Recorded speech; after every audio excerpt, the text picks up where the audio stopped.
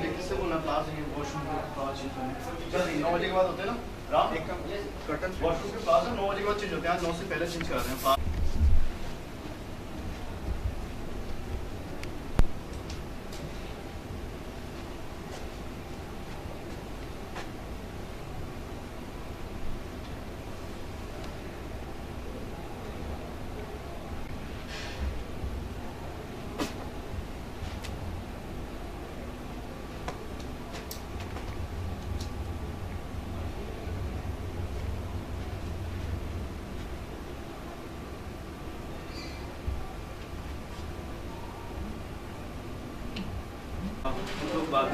No, what we feel, right? These people, these are all supports. Great day that we are hosting you here. Probably we are just about to start, but maybe we'll take another 15-20 minutes because we are waiting for the press to come. Till then, I'll request you all to be a little patient. You can just log in if you don't have passwords and log in for Wi-Fi. You can get it collected. Otherwise, it's there on your screen.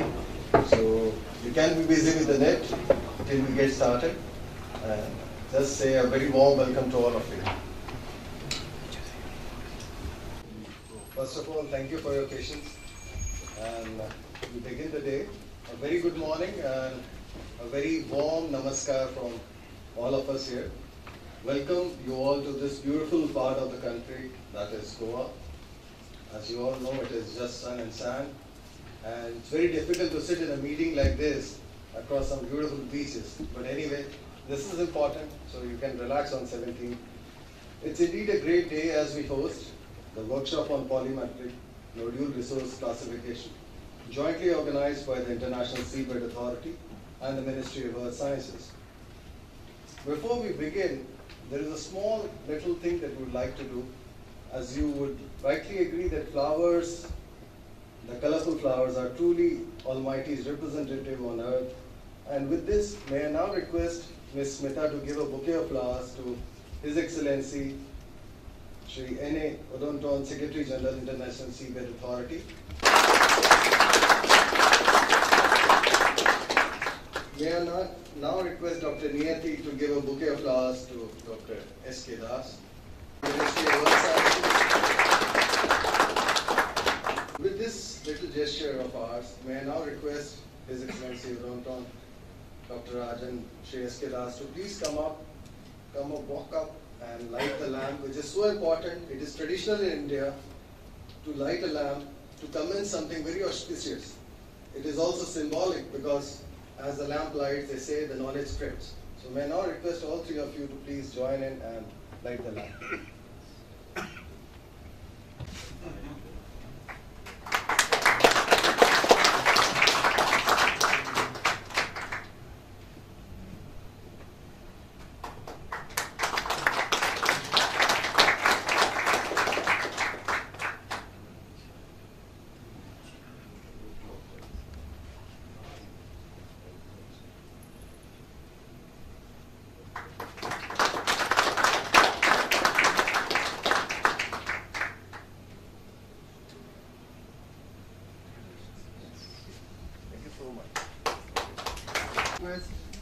Dr. S. Rajan to come up for his welcome address, please.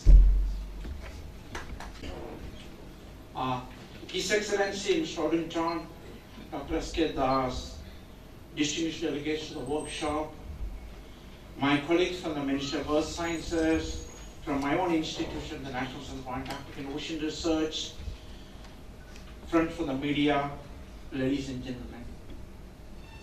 On behalf of Dr. Shailesh Naik, Secretary to the Government of India, Minister of Earth Sciences, the National Center for Antarctic and Ocean Research, and on my very personal behalf, let me at the outset welcome you all to this very important workshop. We are honored that the International Seabed Authority has chosen the state of Goa as the venue for this workshop. And nothing could be more befitting than this gesture, I should say. Not merely because, as Dr. Rahul Mohan mentioned, it's one of the more touristic places on earth. That's not the only reason why. But more so because the history of deep sea mineral exploration by India was kick-started from the very shores of Goa. That is way back in 1981, when the vessel RV Gaveshni set sail from the shores of Goa and recovered the first nodules from the Equatorial Indian Ocean under the leadership of NIO. I'm glad to see that there are representatives from NIO also here. Dr. Shamar Southern, so that himself, when he started his career, he was a part of NIO. And Dr. Pradima Johari, I'm glad to see all of you here. Okay. The rest, as they say, is history. India went on to attain a pioneer investor status, and we entered into an exploration contract with the International Seabed Authority, developed considerable expertise in exploration of polymetallic nodules. We learned about environmental impact assessment, metallurgical processes, demonstration of flexible rising mining system concept, etc., etc. But the story doesn't end there. A few years back, when the government of India decided to expand and build up on our expertise in deep water mineral exploration, again it was Goa that was chosen as the launching pad. Only the institute was different this time. The National Center for Antarctic and Ocean Research, the ministry's own R&D arm, was chosen as the lead agency. Based on the geoscientific studies carried out by us, an area of about 10,000 square kilometers in the central and southeast Indian ridge was identified for submitting an application to the authority for the grant of license for hydrothermal exploration. We did so in March 2013, and as you are very well aware, on the 21st of July 2014, the LTC recommended to the Council approval of the plan of work for exploration for hydrothermal minerals in this area. So, as I said, there's a lot Goa has to offer. Goa has always remained on the forefront for deep water mineral exploration. And this workshop could not have been organized at a more appropriate time. I was just talking to SG a while back, and he stressed on the importance of this workshop. And nearly half the contracts we have entered into by the authority of the various stakeholders would be expiring a couple of years from now.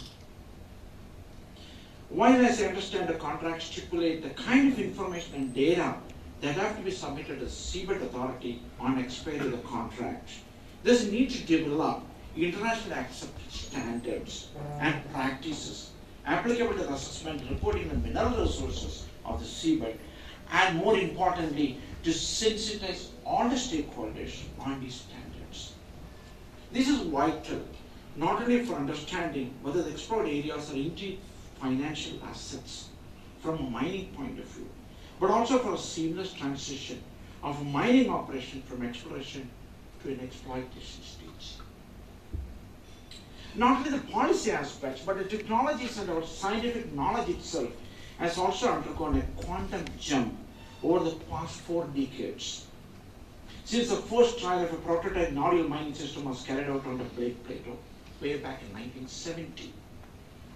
Similarly, previous studies also had predicted the incidence of hydrothermal venting would be extremely low on ultra-slow spreading ridges. But now we know better. Abundant hydrothermal venting has been documented from the Gakkel ridge of the Arctic, which is among one of the slowest spreading ridges. So technology has also improved, and that we need to have a look back at what is that we have achieved when the technology was its rudimentary stage, and where do we stand right now, so that we can develop the SOP, the standard operating procedures for the years to come. So that, I would say, is the critical component of this workshop. But of course, I don't think I should be expounding on the objectives of the workshop or what is expected to the experts who are assembled today. It's almost like carrying coal to Newcastle. Me talking about hydrothermal exploration, it's not anything I would say. But exclusively okay. But from India's point of view, as one of the pioneer investors registered with the authority, deliberations hold out tremendous promise for the country in its endeavors in exploring for non-living resources of the deep ocean floor. There's a lot we can learn from each other, and a lot we can share with each other as befits the ocean space. 2 days back, when I was discussing about this workshop with the Secretary, Dr. Shailesh Naik, who regretted very much that he won't be in a position because he had to accompany the President of India, who was left for Norway yesterday. So he, while expressing his regret that he will not be able to participate in the deliberations of the workshop, He told me very clearly, please extend all the support of the Ministry of Earth Sciences to this very important workshop. And only they have to tell us what is expected out of us. And the Government of India, the Ministry of Earth Sciences, and its Research and Development Organization will all be on the forefront to see that we have an important role to play, and whatever is expected out of India will not be found shirking from the responsibilities. To quote Snelkov, one of the famous oceanographers, he said, we know more about the surface of the moon or about Mars than we do know about the deep ocean floor. Despite the fact that we are yet to extract a gram of food or an ore or a breath of oxygen or even a droplet of water from Mars or moon, we know much more about that. So there's a lot we have to learn. There's a lot we have to understand. There's a lot we have to talk to each other, try to understand the significance of it. So I would sum up that exactly is the main objective as I see it here. I hope you find the deliberations of this workshop and the ambience of the place equally exciting, with the one precluding or overshadowing the other. And forgive me, apologize for that sudden electrical power outage. We don't even think about it twice, because we think that it's something that happens. But rest assured that there's not going to be any more power outages. That's what I keep my fingers crossed. Okay, enjoy and relish your stay here. We realize that you have a rather heavy agenda before you over the next 4 days. Notwithstanding that, we have also chopped an itinerary for you beyond the 4 walls of this conference hall. Because Goa has got a lot more to offer than discussing about deep sea mineral exploration. There's a lot of heritage sites. So we have also chopped out an itinerary where we would like to take you across beyond these walls of this one to show some of the places, which is what makes Goa such an interesting concoction. It's not only the beaches, it's not only the touristic thing. There's much more that Goa can offer. So I would request all of you to participate wholeheartedly in the itinerary we have chopped out. Come with us, we'll show you the Goa as it is, as it should be seen, not as a tourist. And I will also take this opportunity to extend to you a very warm welcome to my own institute, NCR, which is very close to the airport. It's a unique institute in the sense that we look after all programs related to Antarctica, Arctic, Southern Ocean. So we have got a trans-hemispheric presence, I would say. We are the only institute in the country which have got people working in the North Pole, in the South Pole, in the oceans, in the Himalaya, you name it, we have a couple of people there. So I extend a warm welcome to all of you. Do please visit us, as well as to NIO, which is where the action started. When we think about the Polymetallic Nodule program, everybody understands NIO is the place where it all started. So I would request you all also to take some time out to visit our own sister organization, National Oceanography, which is on the way from here. So as I sign off this welcoming address, let me also take this opportunity to say a big thank you to all the people who have been with me over the last several days in organizing the workshop. I have with me a bunch of youngsters like Dr. John Kurian, who has been shouldering all the responsibility related to organizing this workshop. But believe me, incidentally, these are the same people who will be carrying forward India's legacy of deep water mineral exploration in the days to come. Thanks everybody. My friends of ministry, Pratima Jori, I cannot say that, she has been constantly bombarding us with mails. Morning, I will expect a mail from her, saying that this is what you have not done, this is what you should be doing. And thank you very much, because that kept us on our toes all through. And my friends, Dr. S.K. Das, of course, he has been telling his wishes our desires. So we don't say no to those things. Dr. Vartik, just about everybody who have been with me, as well as the friends from the press, of course, who have been so kind enough to come all the way from there to cover this important event. Thank you so much, thanks. Take the message across, I would respect you, so that if you can take the message across, the importance of this workshop in one, what does it mean for a country like India? Thank you very much. Thanks. Thank you, Dr. Rajan. May I now request Dr. S.K. Das, Advisor to Ministry of Earth Sciences, for his brief remarks on the workshop. His Excellency, me, Alberto Winter, and distinguished participants, and my colleagues from NIO as well as Ministry of Earth Sciences and so on. Good morning to all the participants. It is a privilege to be part of the distinguished expert and representation from the contractors. I also, on behalf of MOES, Ministry of Earth Sciences, thanks to Secretary General Nodules for choosing India, particularly Goa, because he was very much aware of the issues here, and it is a starting point from the point of view of India's creative pioneer status. Thanks to Secretary General Nodules for choosing India for the collaborative workshop on classification of PMN resources during 13th to 17th October this year. The responses on the workshop is a testimony of the work of the authority, because everybody got surprised, because we had some interaction and workshop a few months back in NIOT at Chennai. We had a real representation problem. Whatever reason, here it is a full house. Those who are committed, they are here, and we are very glad to do the needful for them during this workshop. Coming to UNFCCC classification for resource and reserve aimed at this workshop. Classification of resources aims at the digital coding used with digital coding and system of classification of resources, taking into consideration of the parameters of economics, feasibility, and geological exploration. All these issues will be discussed and is an important aspect for the investment decision in the present context of the market economy. Proper resource classification provides better understanding and firmer knowledge of mineability, exploitability of mineral resources available, and serve to reduce the risk of investment. Unlike other seabed mineral resources in the area, the regulation of nodule prospecting and exploration adopted by the Council after extensive work carried out by all the pioneer investors, and as also a part of relinquishment exercise, a lot more work has been done. Before going into the review of the process and approach towards assessment of resources at this stage would be an additional work and burden on the pioneer investor, particularly India, who has done so extensive work, and all other the pioneer investors did that. And it will be the additional burden on the pioneer investors if it needs so. And there is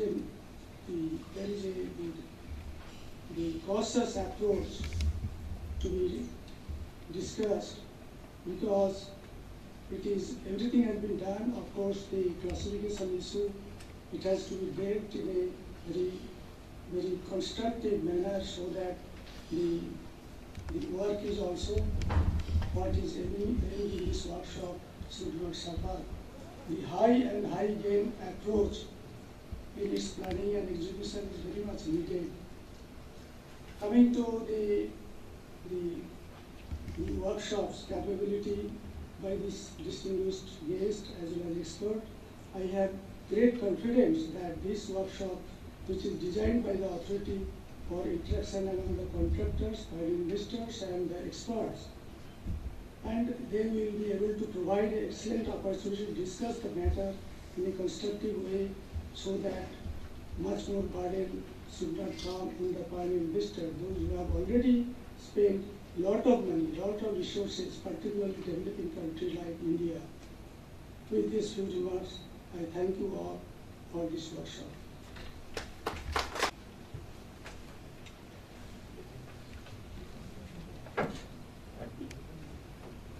Thank you, Dr. Das.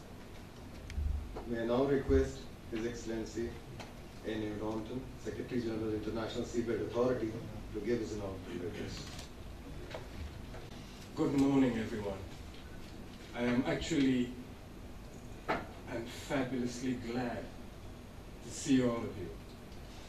I believe it bodes extremely well for what I hope will be an interesting week, a progressive week, and a week after which the international community will begin to get a very good idea of what resources, in particular, associated with the polymetallic nodules we have in marine areas beyond national jurisdiction.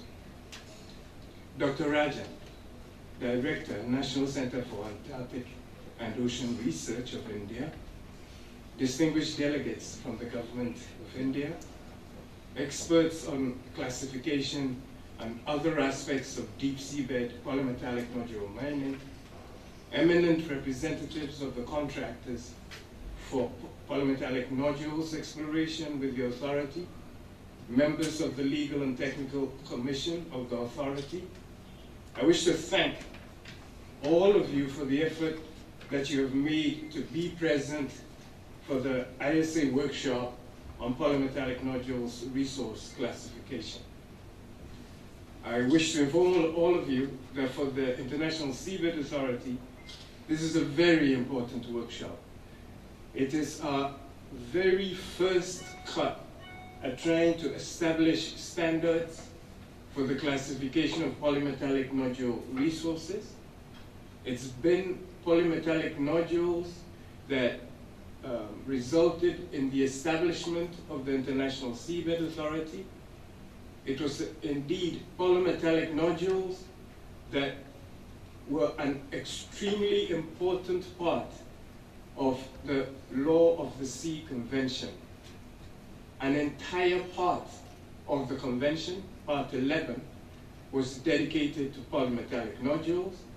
And I wish to also let you know that it gave scientists, it gave engineers an opportunity during that time to also become a part of the deliberations leading to the adoption of the Convention on the Law of the Sea. It's been a very long road. We actually have contractors. I recall when the discussions were going on at the United Nations, the idea that there would be mining 5,000 meters underwater at that time sounded so strange to me. It was like we have mountains of ore on land, mountains. We had technology for mining these resources. They were very well known. There were many, many mining schools in all parts of the world. There were people who were being taught how to apply the technology to mine these resources. Let me repeat. These were mountains. You didn't have to mine underground. You could blast them. And once you blasted them, you could collect them. When you collected them, you could process them and get the metals you wanted. Imagine this discussion in the Conference on the Law of the Sea, where we were talking about an overburden of 5,000 meters, several thousand kilometers from land. It's been a long ride. This July, the authority celebrated its 20th anniversary.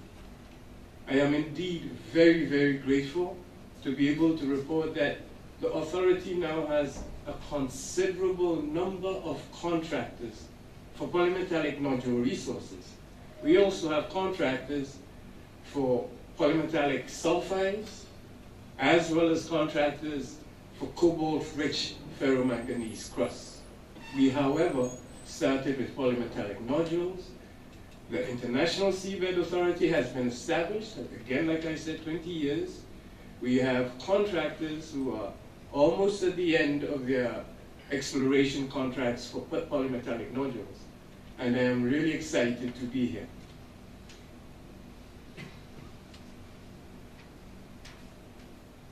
We've had a problem, though. Our problems, going back to polymetallic nodules, is that while they've been discussed over a long period of time, the international community's knowledge of resources in situ, as far as these nodules are concerned, has been limited. One of the directives we have as the Seabed Authority is to establish standards standards for, among other things, resources in the area. Our job is to administer these resources. As exploration takes place, as better efforts are made to get a good idea of the resources that are on the deep seabed, we hope and we understand, since this is a novel venture, mining is yet to take place, it's our hope that the technology development of our contractors will result in a better idea of what's available today to the community to mine at a profit. These are reserves. We're also interested in the other resources, to what extent any mining can take place of the polymetallic nodules down the line. I hope that at the end of this week, we will have a basic framework for standards for resource classification of the polymetallic nodules in the area.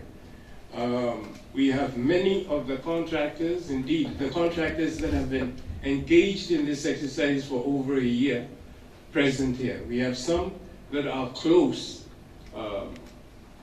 to their licenses coming to an end. It is not obvious from the reports that we have that anybody is about to relinquish their areas. It's also not very clear what we actually have in place. It's for that reason that we are doing this workshop.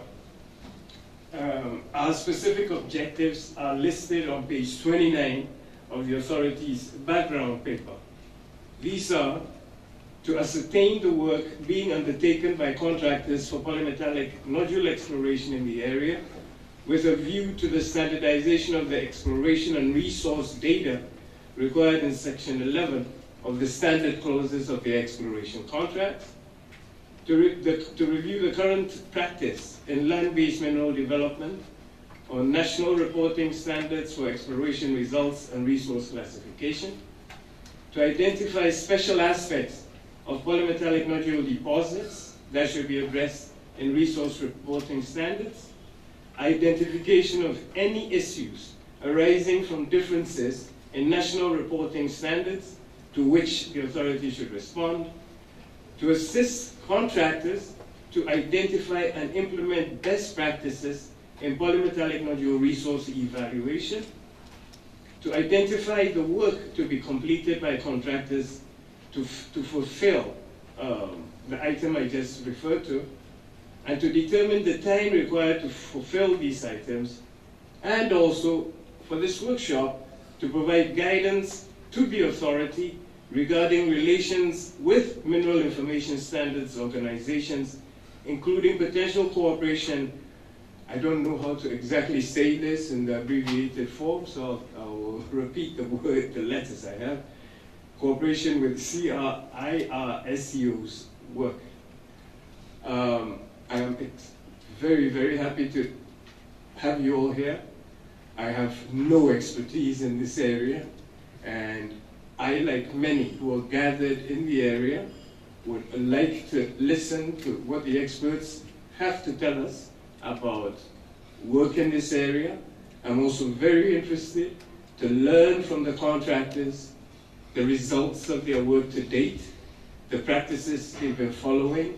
I am aware of the reports we get, the authority, from your annual reports. We would have heard from the experts so gathered here about best practices in this regard. At the end, we do have some eminent members of the Legal and Technical Commission of the authority here.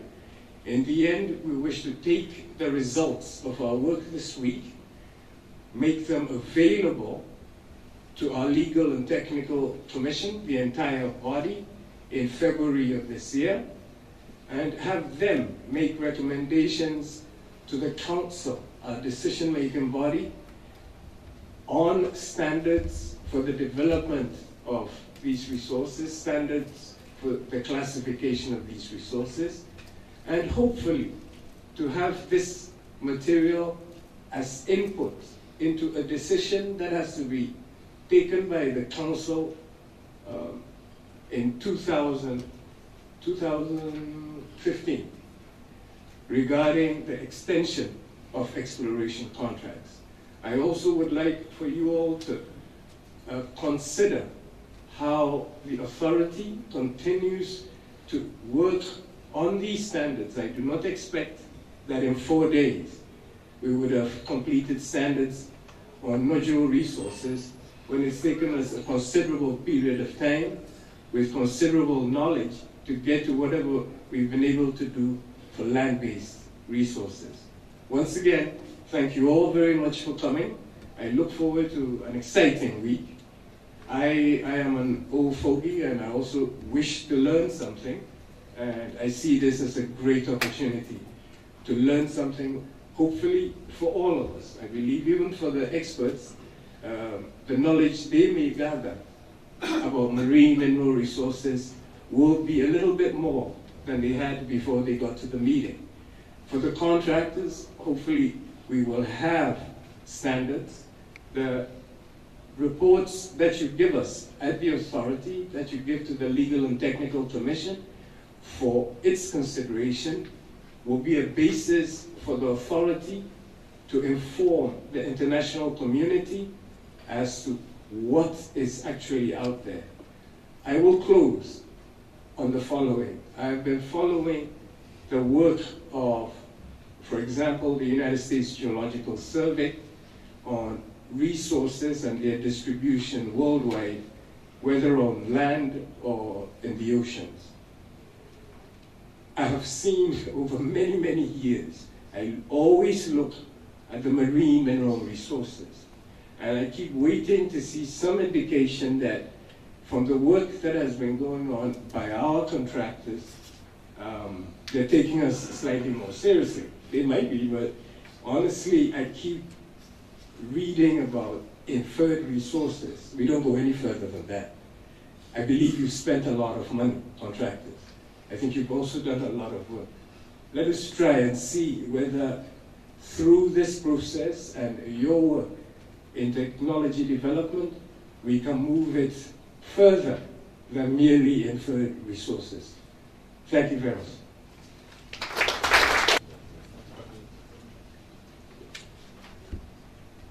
Thank you, His Excellency Daniel Norton, for your address and setting the tone for the workshop. But before we break for coffee, the morning coffee, I would like to take some of your time for some housekeeping announcements. Beginning with, there is a dinner tonight at 7:30 p.m. You have a card in your bag in case it's not there. So this is a repeat of that. A dinner tonight at 7:30 p.m. at Fish Tape, Taj Aguada. Requesting all delegates staying at Taj Holiday Village to be ready at reception for pickup at around 7:15. And this is hosted by Director NCOR. There is a change in the schedule, as you would see in your bags, that the program, the morning 17, is being shifted to 16, and would shortly have a revised schedule on your tables, maybe later in the day. So the morning 17 part goes to 16, and so that you have more time on 17 to visit the two institutes, the National Center for Antarctic and Ocean Research, the National Institute of Oceanography, and also going around to the old Goa churches to have a feeling of what Goa is all about. So with this, I'll thank you all once again, and may you have a great, successful workshop. And please join us for coffee just around the room here. Thank you so much. Please come inside. The session now commences. Over to Secretary General. Good morning, everybody. I'm not going to go again with the objectives that is written there in the agenda. The Secretary General specified them very well and very clearly.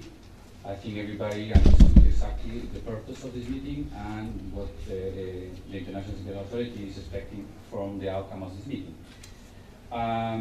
but knowing that not everybody knows to each other, and we have a very selected group of experts in the issue of mineral classification, I would like to request to each one of you to stand and present yourself to the crowd so everybody will know who's an expert and who are from which contractors that they are present today.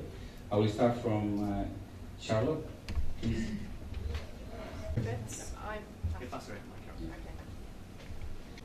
It's good. Is it working?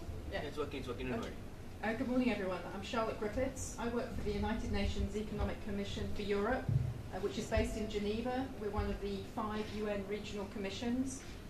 The UN ECE, through its expert group on resource classification, is responsible for the development of the UN framework classification for fossil energy and mineral reserves and resources that you will be hearing about, and I'll be presenting to you together with David McDonald during the workshop.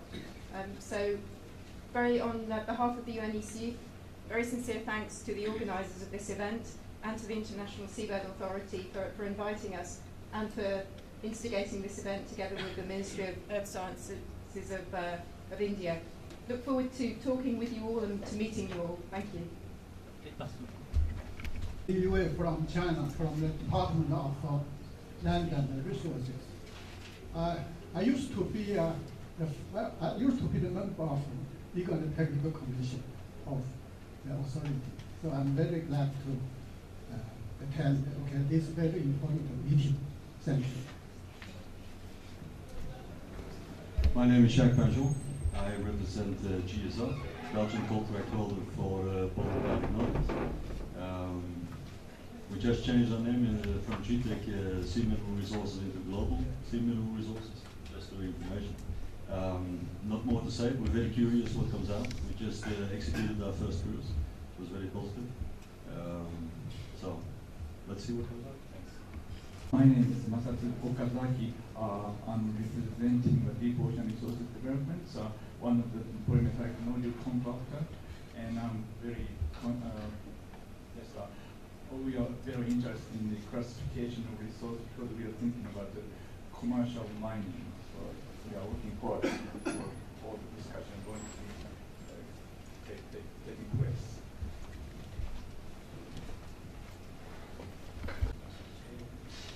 My name is Tadaki Ishiyama from Toronto, Japan. I am very glad to be here.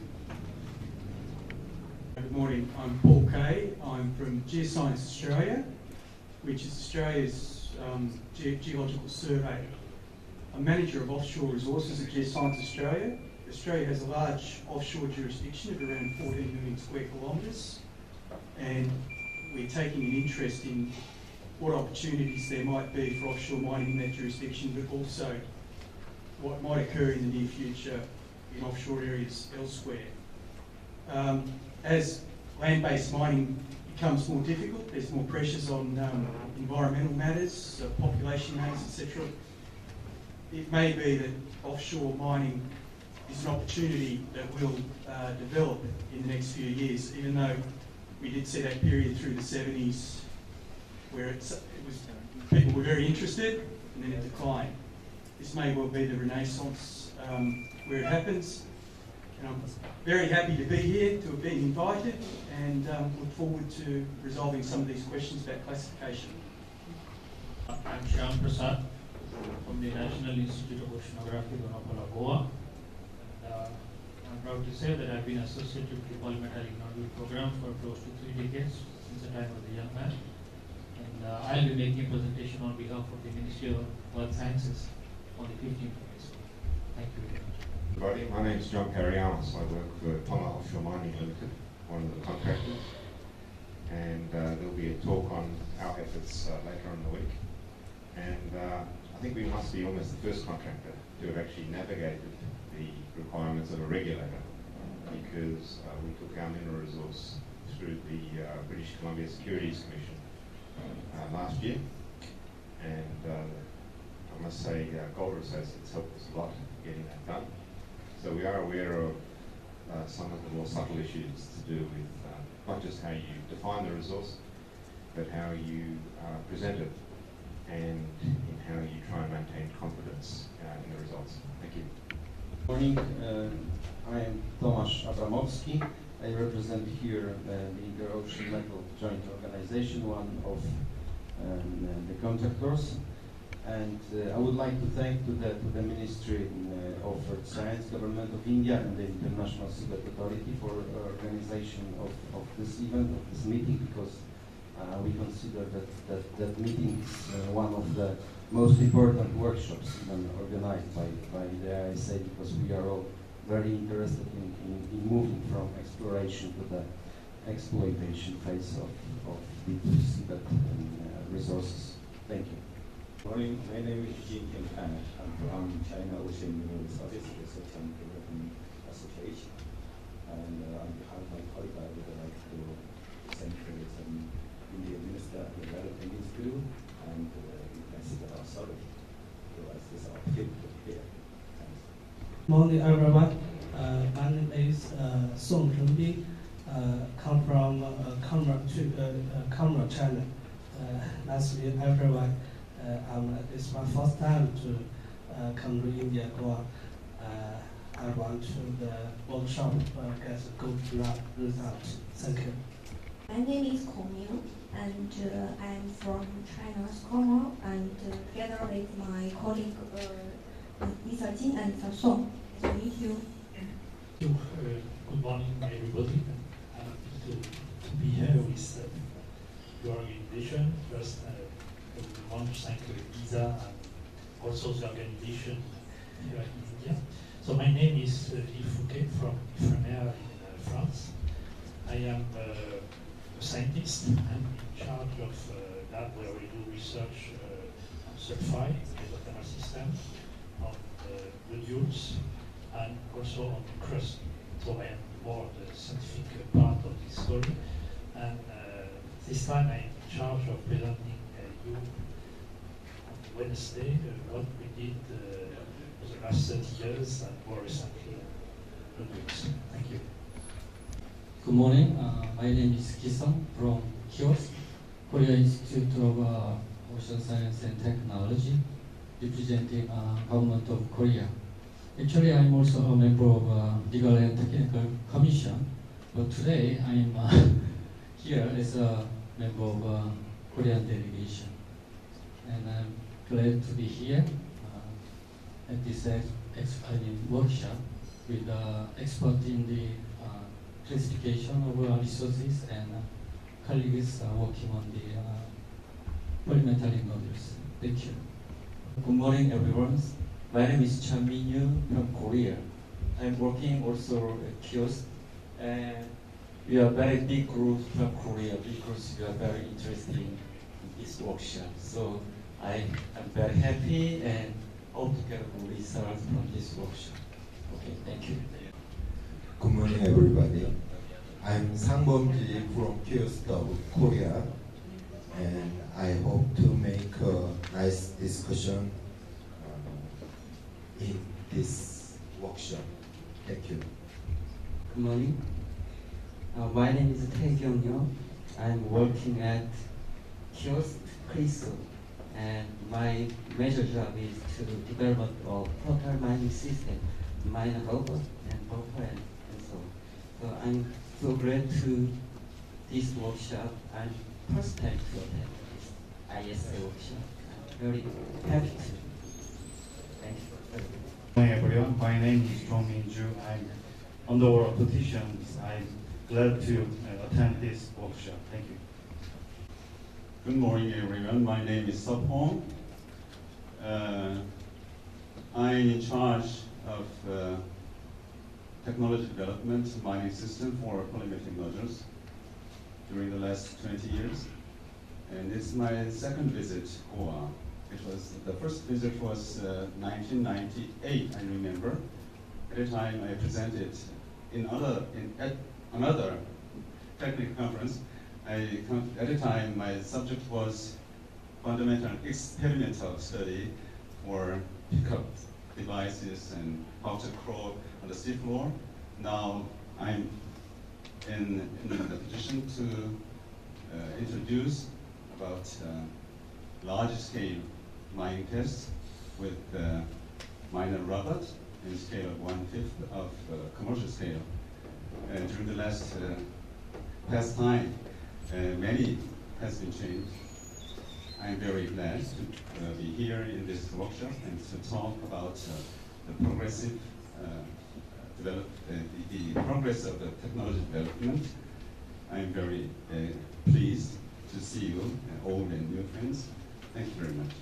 Everybody, I'm not from Korea. So my name is Georgi Cherkashov. I am from Russia, and I'm a member of LTC, as all of my friends and colleagues. I'm a geologist, and I'm very happy to be here, and thanks a lot for hospitality for our Indian colleagues. Thank you. Good morning to you all. I'm Pedro Madureira. I'm from Portugal. I'm also a member of the Legal and Technical Commission. As an LTC, we try to monitor the activity of all contractors, so it will be really important if we can all agree on some standards on resource classification. So it is really important to attend this workshop. I'm very glad to be here, and I wish to thank our local hosts for their hospitality. Thank you very much. Good morning, everyone. I'm Russell Howard. I'm also a member of the Legal and Technical Commission, and along with my 5 colleagues here and the other 20-something that are not able to be here, by their grace and wisdom, I happen to be the chair of the Legal and Technical Commission, so when I duck for cover, you will know why. Historically, I was a geologist before retiring 2 or 3 years ago, but the reason I got onto the LTC was simply that I was elected by the Pacific Island countries that are members of the International Seabed Authority. I was elected by those countries simply because I was at the time the director of an organization called SOPAC, that some of you will know, the Pacific Islands Applied Geoscience Commission. And historically, that organization was the committee for the coordination of offshore prospecting. It was set up by the countries with the support of UNDP back in 1979 as the countries were gaining their independence. The law of the sea was starting to be worked on, and the countries quite rightly were asking about the resource potential on the seabed. Good morning to you all. I'm Sudhakar, and I'm also an LTC member, as well as I'm from MOES, Delhi, and I can say I'm also a host as well as a guest of this occasion. And I'm also interested in these international standards to be brought out. It has been our anxiety through the years and all. In fact, actually, as explained by my other friends from NIO, I also have an experience. In fact, as a young man, I also have been involved in this exploration of actually this nodules and all that. I have experience of almost about actually from 1982, I'm involved in this project. Thank you. My name is Renée Legurin, and I'm working with the LTC members and with my colleagues at the ISA. And I'm very pleased to meet all of you and to learn from you about this classification reserve issue, which is very important for monitoring the work of the contractors. Thank you very much. My name is Annie Lace. I'm with the Secretary at the International Seabed Authority. Thank you. My name is Christine Griffiths. I'm the assistant to the SG. Welcome. I've seen all of your names and papers. I know I can put a face to all the names. And thank you all for coming. Hey everyone, I'm Matthew Nimmo from Golder Associates. I was one of the team that helped produce the NI 43-101 technical report for Tonga Offshore Mining Limited. So I'm more than well aware of the issues that is involved with getting resources through the regulators. It's actually a very painful process when you're the first. I also produced a technical report for Lori as well, and so I'm a resource geologist with about 20-odd years experience in producing mineral resource estimates, mostly for terrestrial-based deposits. So I'm very familiar with the codes. I'm very familiar with what's required from a competent person or a qualified person. And I work for a company called Golder Associates, who consultancies that can help with resource estimation, resource evaluation, environmental baseline studies, ore reserves as well. We're working on getting the mining engineers up to speed on that, so it's going to be very difficult. And we can also help with getting through the PEA or preliminary economic assessments or economic assessments as well. Thank you. Good morning. My name is David McDonald. I'm the Vice President for Reserves at BP, a petroleum company. So it seems like I'm a bit out of place here. I'm not a mining expert by any means, but I am responsible for BP's estimates of reserves and resource, both the systems we use, the estimates, the classification, and the reporting of those systems. I'm also the current chair of the expert group on resource classification from the UN. We're tasked with developing the United Nations framework classification system, as Charlotte has also mentioned. I think actually, as a petroleum background person, I can bring something to the discussions here, because I think a lot of the problems that are being faced with polymetallic nodules are really around issues of uncertainty, and the types of uncertainties that we deal with all the time in the petroleum industry, because we never see what we're going to be producing, and I think some of those are the same issues that we're seeing here. So looking forward to discussions. Everybody, my name is Pat Stevenson. I'm a director and principal geologist with AMC Mining Consultants. We do the same things that Matthew Lynn has just outlined on the consulting side of things. I'm also general manager of the Vancouver office. I've been involved in resource geology for over 40 years, and particularly with the classification and reporting of resources and reserves for over 25 years. I was chairman and secretary of JORC, which is the Joint Ore Reserves Committee in Australia, for about 18 years, and I was co-chairman of CRISCO, and that's how you pronounce that R, it's in the middle of it, but just call it CRISCO, it's easier. In 2005 and 2006. I'm here representing CRISCO because the organization is having its annual general meeting this week in Mongolia, and it's a very important meeting in Mongolia because they're hoping that this week they'll be able to bring Mongolia into the CRISCO collection of countries that are involved with CRISCO. So they send their apologies and me to this meeting, but I think that I do have the background and the experience to contribute. I'm also looking forward very much to learning about something that is a new field. Thank you. Good morning. My name is Michael Stanley. I'm the oil, gas, and mining lead for World Bank Group, and based in Washington, D.C. And I cover South Asia and East Asia Pacific for World Bank. And our job is to advise governments on sustainable development of mineral resources. And a bit like David, we spend a lot more of our time on oil and gas these days, and I must say this is my first meeting on seabed mining, but I think from the oil and gas industry, in the marine environment, we certainly have a lot that we can probably, I think, bring to this discussion. Caitlin Antrim. I dabble in seabed mining. I began my work 35 years ago with the publication of what I believe is the first public scoping study of deep seabed mining. And I have spent 35 years learning how it's supposed to be done now. So that'll be part of the discussion today. But it's an interesting trip watching the development, slow down and redevelopment of the industry over that time. My name is Ted Brockett. I'm with a small company outside Seattle called Sound Ocean Systems. I'm feeling a little bit like the old man in the sea because I started my first job specifically mining manganese nodules back in 1972. And during the 70s, I had what I really did believe and still believe today was the world's greatest job. We were responsible for developing the seafloor collectors. We ended up forming a consortium, Ocean Management Inc. And a little bit later this morning, I'll be talking a little bit about what we did and how we developed collectors way back in the day. Thank you. Morning. I'm with the Secretariat. Before that, I was at the National Institute of Oceanography, Goa, marine geologist. Spent about 13 years learning marine geology. I'm John Green. I'm scientist at the National Center for Atlantic and Ocean Research. I'm associated with the Hydrothermal Program of India. I'm also associated with the organization of the workshop. Thank you.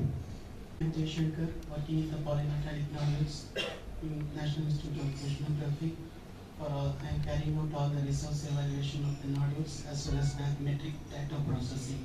I'm a gold medalist in marine sciences in MS post-graduation. Thank you. I'm Rajesh.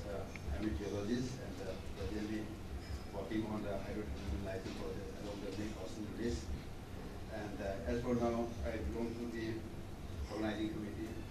So any problem if you have, just contact me. I will be helpful. Thanks. I'm Dr. Nirti Kalangutler. I'm a geologist and I'm working at the National Center of Atlantic and Ocean Research. I'm working for Dr. John and Sue.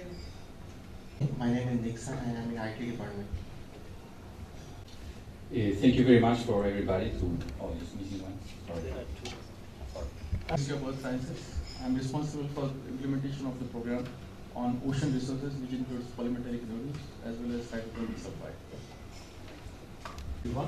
I'm TRP Singh, advisor to the Ministry of Earth Sciences, and incidentally have also been a member of the group of technical experts during the PrepCon days, so that is late 80s, early 90s, and I've been involved with the evaluation of the applicants for most of the early applicants. So thank you very much. I don't miss anybody. Everybody introduce themselves. Thank you very much to each one of you. Yourself. Oh. I'm Sandro Monso. I'm the head of ORM, ESA, and work a lot with most of my colleagues from ESA and also with the MOES to prepare this workshop. And by knowing now the bright group of people, scientists and contractors we have here, I'm pretty sure, I'm very optimistic that our outcomes will be very profitable for the Legal and Technical Commission and the International Seabed Authority in the whole. And we are good in time. And the workshop, just say a little bit of the workshop is organized. You already have your agenda.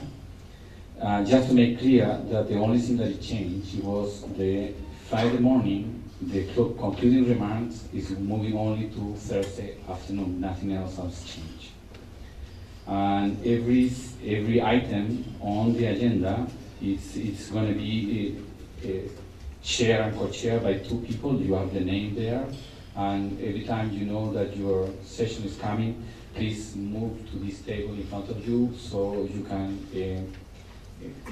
not control, but to oversee what each one of the presentations are doing, and also to direct and manage the discussion that I'm pretty sure, I'm very positive that it will be very fruitful for us. So at this moment in time, I will call Russell Lord and Michael Stanley to share the session, and we will start with the first one.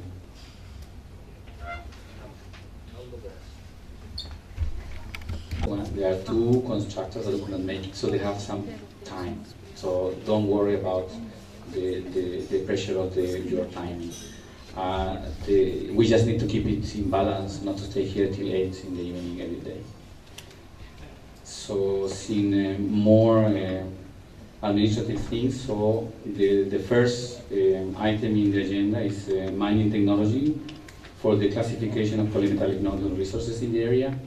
And the first presentation is given by Caitlin Hampton, and she's the director of the Center of Leadership and Global Diplomacy. She's from Virginia, and she has been a person very much linked to the International Seabed Authority for many, many years. The title of her presentation, you have it on the slide, so I'm not going to repeat it. Please, Caitlin. Can I say that we're pleased to co-chair this session before and after lunch. We see our responsibility as facilitating the process. We note that throughout the agenda, not just this session, there's 3/4 of an hour allotted to each topic, and we certainly would be encouraging our two speakers to take up about 30 minutes. Katie, if you've been at yourself at this particular point in time since Sandor introduced you on the topic. So folks, I think from where Mike and I are sitting, we would like Caitlin to speak for 30 minutes or thereabout, to allow a good 15 minutes or perhaps a little longer for discussion, given that we are a little ahead of schedule. So please be ready after the presentation to make your intervention by way of comments or questions. Caitlin, you have the floor. First, I'd like to thank our gracious host, Dr. Das and Dr. Rajan, for hosting this meeting and for greeting us with traditional Indian hospitality, which truly made us feel welcome this morning. I'd also like to thank the Secretary General for his vision in identifying this topic, which I truly think is a form of Rosetta Stone for bringing the contractors, the experts, the potential financiers, all the people who are interested in seabed minerals have to come together on the overall evaluation, not the specialized parts that contribute to that. And the evaluation of reserves and resources is a big part of that. I'd also like to thank the Secretariat for all their work in getting us here. I don't think I've ever had an easier transcontinental flight than what was arranged for me in the hotel. It's equally gracious. So with that all said, my goal for this morning is to provide a framework, because we have experts from the World Bank, from the ECE, from Crisco, and from all the contractors, and people who actually are engaged in this work as a profession. So I want to give you the framework that you can bring all this together, a little bit of the history, and then when it comes to question time, I'm not going to be shy about turning it over to people who know more than I do. So be ready for that. Here we go. First, we have the issue of setting standards for our evaluations, and standards are required by different stakeholders. We have things that we need to do. We need to address it. Accurate presentation within the limits of data available of what the resource is and what it means in terms of overall economic analysis. We need to identify assumptions to be sure that we understand uncertainties as well, so that we don't just take a number as if it is the divine word of what we can exploit. And we need to do this in line with accepted international standards. Deep seabed mining has, for a long time, been viewed by itself, alone as an industry. But it's not. As long as the idea is to sell metals on the market, it has to realize that it is part of the mining industry as a whole, and that the standards that have been developed over decades, even over 100 years, apply equally to seabed mining. And there's a lot there that will be useful to deep seabed miners, both in the management of the resource and in the exploitation as a private contractor. And that we'll try to give some vision of that today and tomorrow. There are three groups that are really interested in doing the evaluation of reserves and resources. One are the governments and organizations responsible for management of the resource. In the United States, the U.S. Geological Survey gathers information about resources and uses that to improve informed decisions by the government and by private users as to what are the requirements for that development and what that will mean in fitting into the broader world market. Mineral developers need to know what a resource means to them, and they need to do that in conjunction with their mining plan, in conjunction with their technology development, and use it to plan ahead for what they're going to do next. The third group are the people who put the money in to make this happen. The investors, the stock markets, those groups that depend on making educated decisions and need to have assurance that the information they're getting is valid, is tested according to industry standards, and to prevent some bad examples in the past where fraudulent information has caused a loss of confidence in the finance market for minerals. Just to give you a bit of the history, almost 500 years ago, the first discussion of the importance of assessing mineral reserves was done by Agricola, specifying that if people wanted to know what a mineral investment was, they needed to go and actually check it out, not just take the word of somebody for that. In 1909, and we get to modern history here, Herbert Hoover, later to be the President of the United States, was a mining engineer and did a lot of his work in Australia, established the first categorization. He only referred to reserves and referred to proven, possible, or probable and possible reserves. This is actually became the U.S. System and is still used by the Securities and Exchange Commission, even though the rest of the world has become more sophisticated.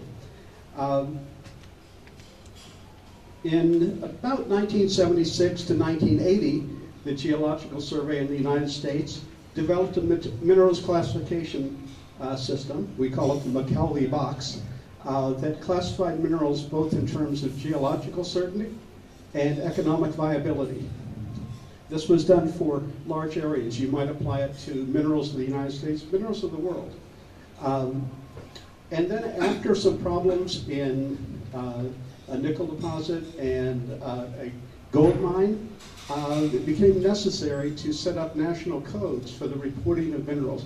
And this led, after the Australians and Canadians led the way, to CRISPR and the development of a common code that now represents, is it 90% of the world's stock transfer? Somewhere there, so that it's almost impossible to finance a mine without being subject to the provisions of CRISPR. And if not directly, people still require you to follow those rules because they want to trust what you do. There's some things that forced this development along.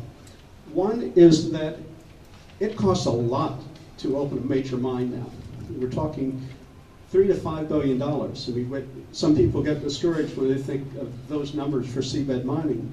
But if you want to open a new nickel laterite mine or a new copper porphyry mine in an area that does not have infrastructure, you're still working in that scale.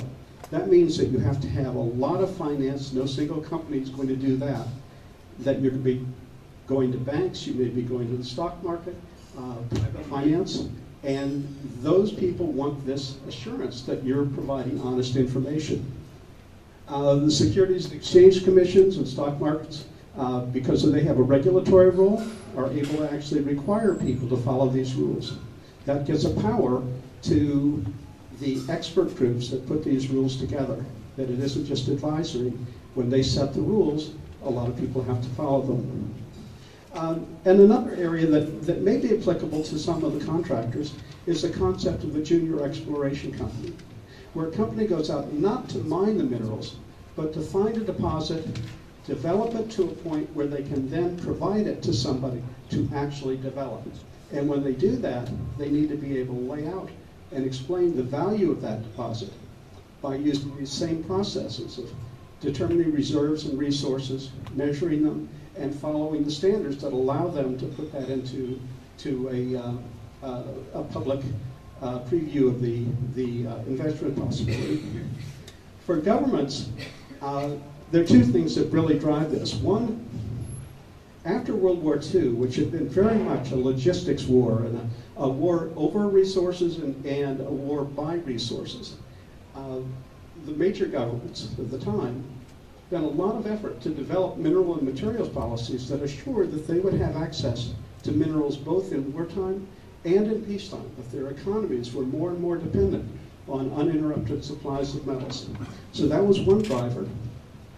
And the other, more broadly, was the importance of developing raw materials as an engine of development.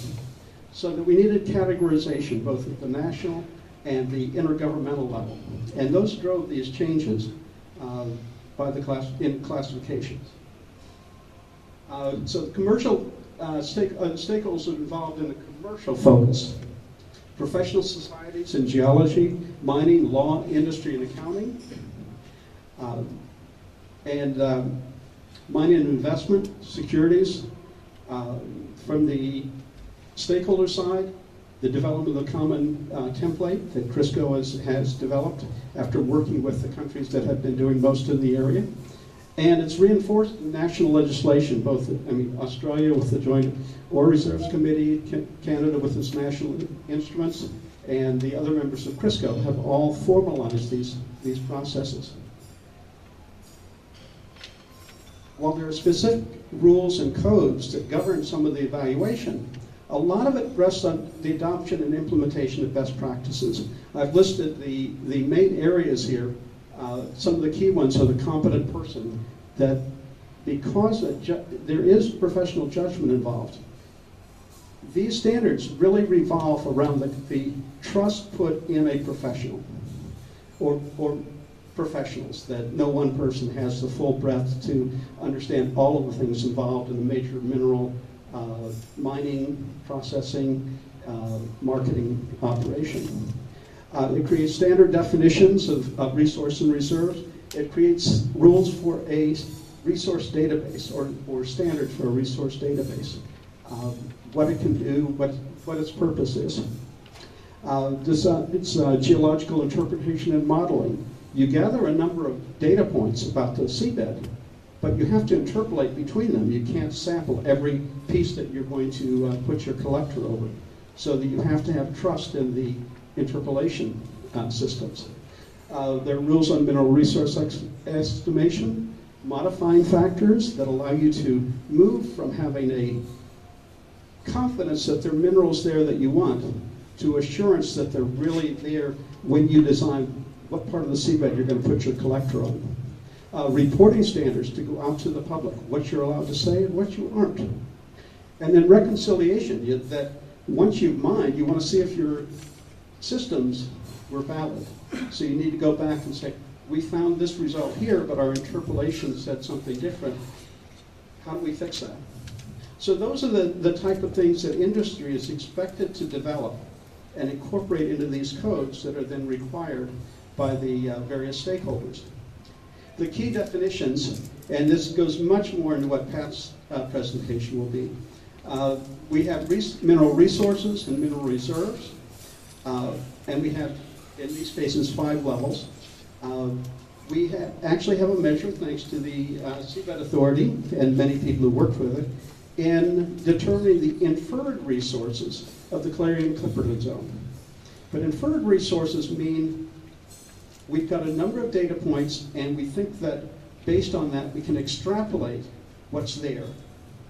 It doesn't mean that if you're going to drop your collector down, you're going to land right in the nodules you really want, that you have to do more for that. And so that you have what are called indicated resources and measured resources, and they deal with the degree of assurance. The movement to reserves is an increase in the economic analysis. There's high probability of economic exploitation in the future of a resource. When you have a reserve, that means you're assured it's economically viable, and you can develop your mine plan from it. That you can say, well, I'm going to put the collector here and move so many miles north, and then come back, turn around and come back. And I'm going to know where the obstacles are on the bottom. A highly detailed study of both the mineral distribution, the topography, the soil types, all the things you need to make that final determination of mineability. I just mentioned modifying factors, and again, I'll leave this to other people to fill in, both from the Crisco rules and from the experienced people in developing these plans. But it's understanding the technology, understanding the regulations and environment and social requirements.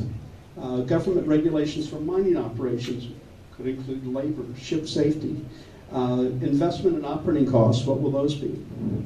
Commodity markets and mineral sales. I mean, everything that you do, you may not be able to control the market. And so you need to have not just a best guess at what the market's going to do, but alternatives, so that you can see what will happen if you overestimated or underestimated market prices. Financial regulations, we have yet to develop what will be the regulations for benefit sharing. We did negotiate those during Law of the Sea, and in fact, the scoping study that I mentioned was used as a key tool in developing a compromise agreement on that. So that's another use of these studies, is guiding governments and intergovernmental organizations in making their best decisions. Finally, you have to address issues of legal rights. One of the things that comes up, being from the only major maritime state that has not joined the Law of the Sea Convention, I would just like to address this, that when the United States intended to be party early on, it helped design the system so that you had to be a member of the convention to have clear legal title to minerals you recover. That's a key part of this, and that's why you may see an absence of activity by U.S. mining in seabed mining, where interest was really born in the 1960s. But that issue of legal title, and the United States can always claim that we have domestic legislation, we can go out. But what it can't do is force anyone else to recognize that claim. It can't force other markets to accept that a seller of seabed minerals in the United States has the legal title to sell this. So this is a very important issue, but it doesn't affect anyone except the United States companies. For the government, we have interest in knowing what you have in your national territory, or from the ISA position, what's available in the area. We have land use planning, economic development interest, development of infrastructure to support mining for a country. That can be a major charge.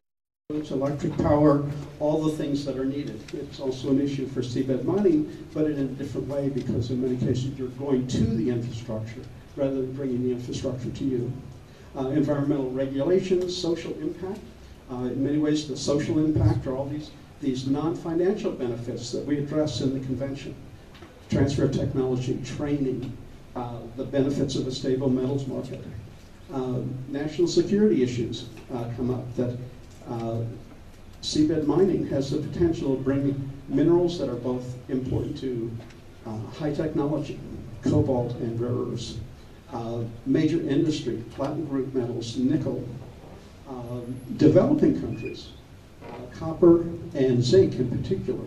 All of these are ones that go into national planning and international planning for so that you want to know what the reserves are, what the resources are around the world. From the governmental perspective, I want to go back to the McKelvey box for two reasons. One is it's the first time I saw a taxonomy suitable for government planning, for policy planning on a large scale. The second is that Vincent McKelvey, the namesake of this, was director of the U.S. Geological Survey.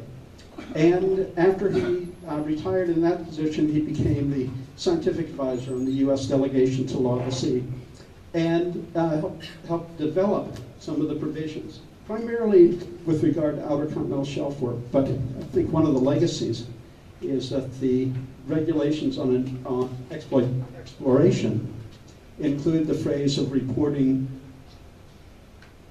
proved, probable, and possible reserves, which is legacy language left from that time. Well, we could go back to Herbert Hoover, who originally wrote that, and it probably is time to ensure that the requirements reflect the expertise that we'll have this trip. Also, more modern, the UN Framework Classification. I apologize for the poor resolution of this, but it was the one copy of an image I had, and I knew that we'd have people who will present a much clearer one and give it a much more eloquent presentation. I did find, though, that when I found this, that it clearly is a step up from the earlier two-dimensional approach, and offers a lot of opportunity. And with regard to seabed minerals, we're only looking at three types right now. The Japanese have at least raised the possibility of exploiting sediment that's rich in rare earths.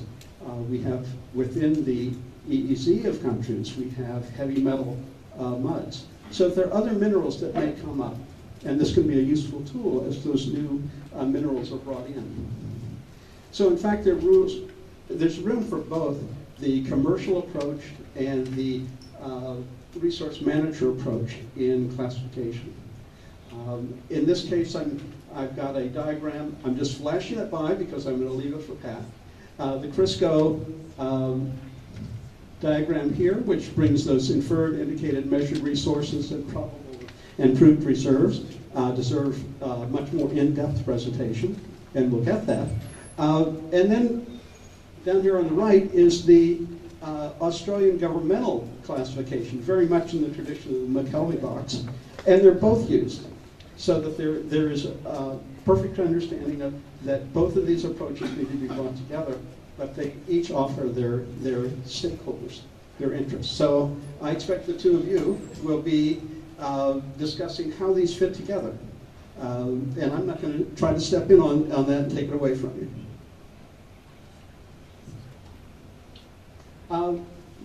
We want to relate all this to the ISA. The government and the industry classifications, they're different, but they're compatible. The Crisco taxonomy and the UNFC are both in place, and the ISA has interest in both what individual companies do and in its responsibility for managing this vast area, or the resources of the area. So that we may want to see something develop out of both of these as a tool. I could easily see that as a necessary tool for the ISA's roles. 4 takeaway issues. Reserves and resources are not just a mineral classification, they're an accounting standard. And one of the rules of the authority is that it can implement widely recognized international accounting standards, so that it's within the rules of the authority to be able to say these are the ways contractors should conduct their reporting. In many cases it won't matter, because if you're going to look for finance, you're going to be following these rules anyway. But it is a key thing for the authority. The critical components of this: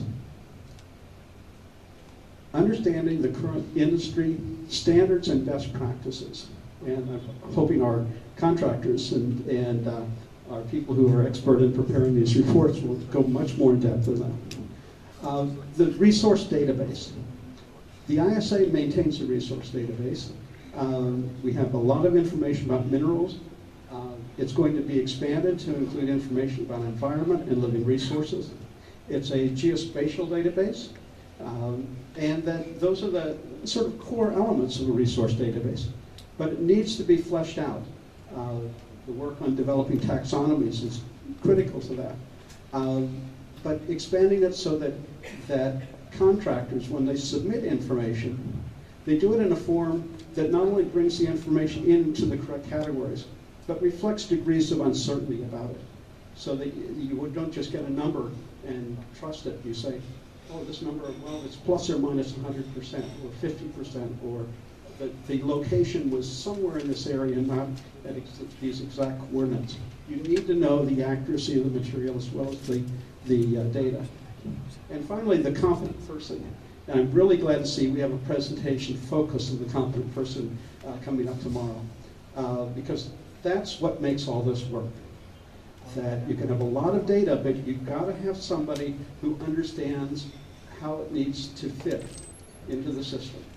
So those are the components that we look for in evaluating resources from the investment level. But they also affect the reliable information that feeds into the more government resource management level. Some of the key standards that are developed within industry: guidance for sampling and interpolation. When I look through some of the Canadian standards, they took different types of deposits and provide guidelines for, particularly nickel laterites, for how often you need to sample, how deep you need to sample, and help a person doing the evaluation. Guidelines to what everyone else does. Keep making it so it's more likely to be consistent between different evaluations. Projection of mineral and metal prices. There's probably no variable within an economic analysis more critical than getting the price right. A 25% swing in a metal price can determine whether something is highly profitable or just a dead issue. And it's really hard. I mean, when we had the last workshop in Chennai, we were looking at nickel prices continuing on a very high rate, thanks to China in part consuming so much, wrapping their buildings in stainless steel. But industrial growth by the BRIC countries was a major driver of that. The economic situation 1 year later forced all those prices down, and they've remained much lower than we would have projected in 2009. So that you have to be prepared for that. Then again, in the year 2000, people weren't projecting for those prices to rise the way they did. So it's really a difficult process, and it needs to be done in consultation with how other mineral deposits are being evaluated, so that there can be some type of evaluation across opportunities. Environmental standards and practices. Certainly in seabed mining, we have more to go before those can be written. And that has to be taken account of, that uncertainty, in preparing evaluations of resources and reserves, because the determination of reserves rests a lot on how much it's going to cost to get the mineral into the marketplace. And those modifying factors, this is one of them. Finally, I was a graduate student when I learned there was a field called cost engineering that wasn't constructing costs, but was actually going out and taking an engineering plan and turning it into estimates of costs, and both for investment and operations. And there's a whole discipline in that needs to be incorporated in that economic analysis that was mentioned earlier.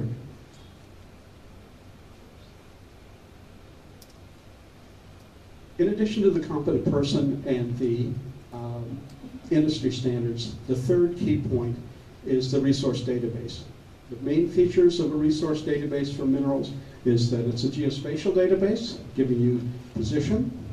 It has measured data, minerals, the topography, soil properties, all the things related to the mineral itself, and biological and environmental resources, because those are going to affect the regulations and what it does to the operation.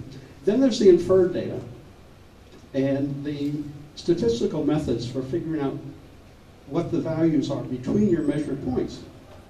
It's a sophisticated process in mineral assessment, and you need to understand that if you're going to be developing your mineral plans, and that's a key part of the database, is specifying it and understanding what that interpolation assures you and what it doesn't assure you, and understanding the levels of uncertainty in the database, never letting something go in as being confirmed when it's got an error range.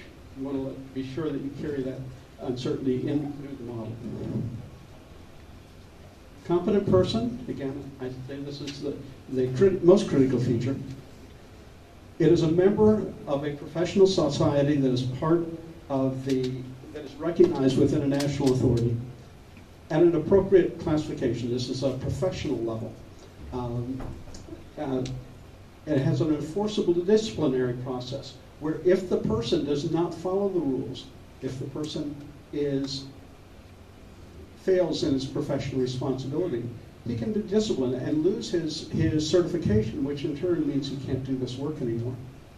A minimum of 5 years related to a specific type of mineralization. That if you work in copper porphyry deposits, that doesn't mean that you're qualified to assess nickel laterites or seabed minerals, but it may make it easier for you to get up to speed on them. So the person has to have experience both with the mineral and with the activity involved in The core of the commercial standards is resource reporting, telling the public what's there. ISA regulations require submission of information about reserves and resources. So that's one form of public reporting. These are usually governed through national legislation and regulation, and I assume that it's likely that that will work through the Seabed Authority as well. CRISCO provides a template of what goes into doing these reports, and it's overseen by, or it's implemented through industry best practices and oversight by the competent people. The next steps. First, integrate the modern view of resources and reserves into the ISA regulations. Second is identify the industry best practices that apply to seabed mineral development. Some from land-based minerals some will have to be developed, and contractors and other experts will be part of that process of working with the assessment experts to develop new guidelines. Promote professional competence. For a lot of people, they'll have transferable skills that could help in seabed mining, but they will have gaps to fill in.